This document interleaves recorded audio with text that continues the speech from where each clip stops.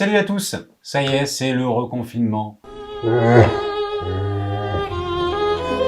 Mais du coup, ça veut dire qu'on est encore parti pour se faire un petit peu chier, et du coup, moi je vais pouvoir vous refaire plein de vidéos.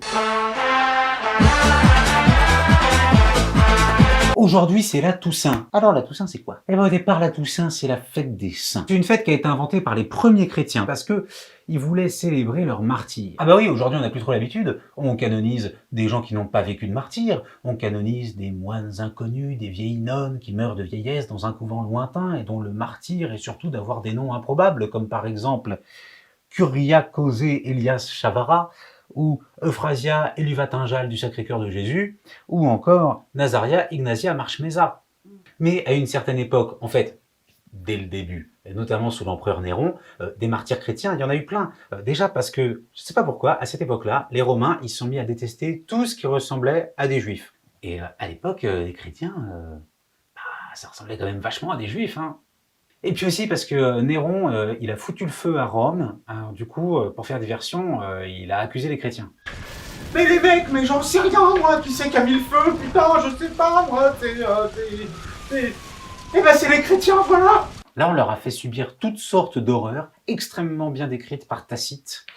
Donc les uns, couverts de peau de bêtes, périssaient dévorés par les chiens, d'autres mouraient sur les croix, ou bien ils étaient enduits de matières inflammables et quand la nuit tombait, on les promenait comme des flambeaux.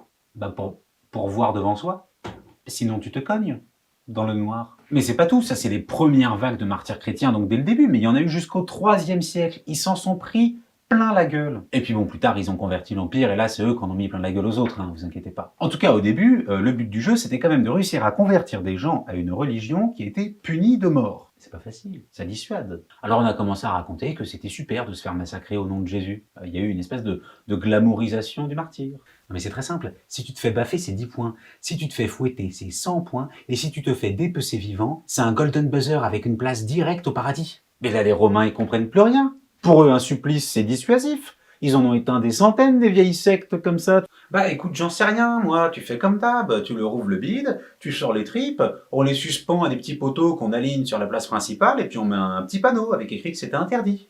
Et normalement, ça calme. Et là, pas du tout. Les chrétiens, ils prennent le nom du type qui vient de se faire supplicier, ils en font des histoires pour les enfants. Et là, les Romains coupèrent les couilles de Barthélemy et les lui firent manger. Et des anges l'emmenèrent directement au paradis. Mais oui, mais oui. Et pour de vrai, on raconte des trucs de ouf, hein. Par exemple, que Saint Jean l'Évangéliste, il aurait été plongé dans une cuve d'eau bouillante, et que non seulement il en est ressorti vivant, mais rajeuni.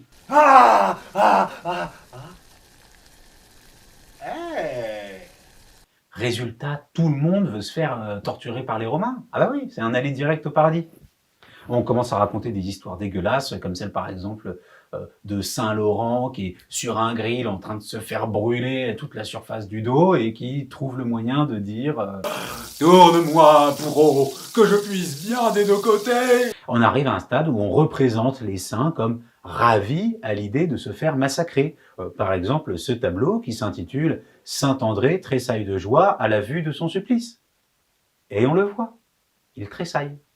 Et en même temps, la logique, c'est que plus tu souffres, plus tu te rapproches de l'expérience vécue par le Christ. Plus tu rembourses la dette que tu lui dois. Et puis à un moment, tout ça, ça déraille. Parce qu'une fois que l'Empire il est converti, que toute l'Europe s'est christianisée, c'est beaucoup plus difficile de mourir en martyr chrétien, de souffrir au nom du Christ. Ah bah oui. Du coup, si plus personne ne veut me torturer parce que je suis chrétien, la dernière solution, c'est que je me torture moi-même. Attention, au début, c'est à la cool, hein. C'est de l'ascétisme, ça consiste à contrarier le corps, donc on met des pulls qui grattent très fort, on se retient de faire l'amour quand on a envie, on dort sur une planche en bois, j'imagine même on pouvait serrer très fort ses lacets ou faire exprès de se brûler la langue avec de la soupe trop chaude. Cool. Et puis ça a complètement déraillé. Bonjour, je m'appelle Théophran. Alors faut savoir, j'ai pas mangé depuis ce matin et moi je me donne des petites baffes pour Jésus. Pour Jésus. Pour Jésus. Écoutez, vu le niveau des propositions qu'on a eues, là, pour moi, vous n'êtes clairement pas au niveau. Retravaillez votre numéro, revenez avec quelque chose de plus impressionnant, peut-être l'année prochaine. Bon, là, pour moi, c'est non, là. Hein. C'est non. Je sais pas, peut-être je peux me scarifier. Privation de sommeil, flagellation, scarification, mutilation génitale, la totale. Par exemple, au XIVe siècle, il y a une bande de gens qui se flagellaient, mais en passant de village en village. Ils se mettaient sur la place publique et ils se fouettaient le dos comme ça, comme une petite troupe de théâtre. Ben voilà, on espère que ça vous a plu. Nous, on était ravis de jouer avec vous cet après-midi. N'hésitez pas à mettre un petit mot sur Billet Réduc, c'est vraiment très important. Et puis, on va passer un chapeau.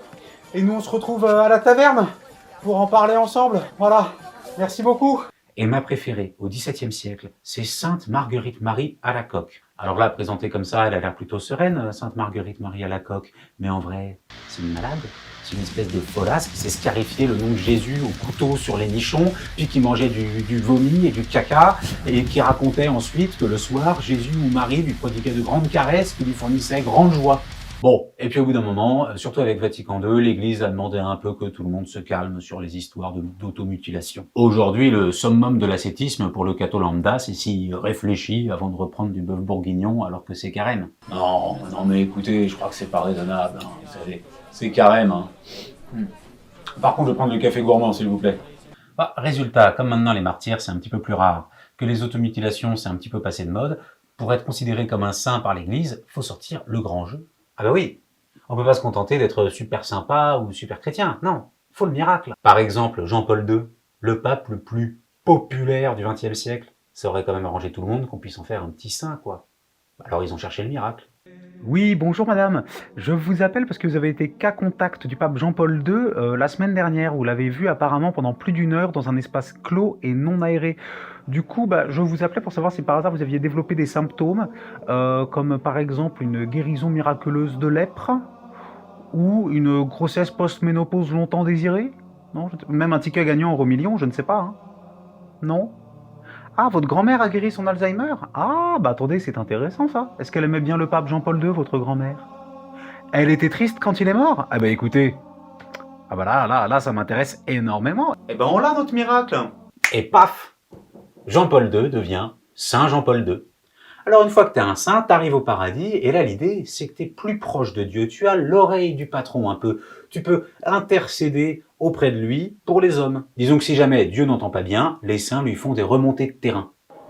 Saint du paradis, bonjour. Très bien, ne quittez pas.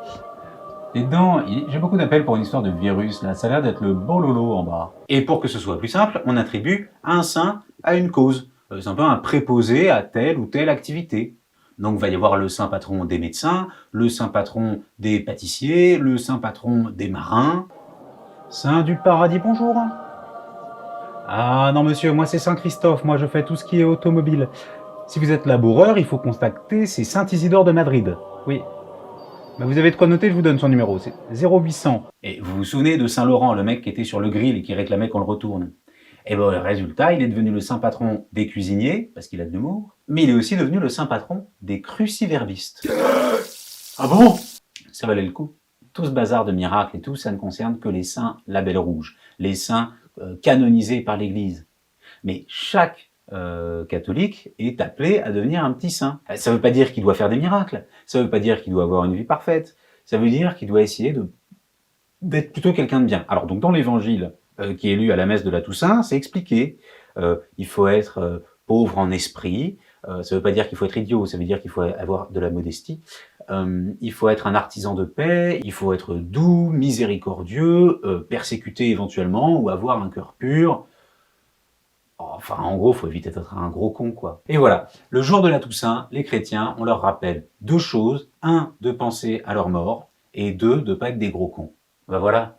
Donc du coup, à tous les catholiques, bonne Toussaint, et à tous les autres, essayez de pas être des gros cons, et puis ayez une petite pensée pour les morts.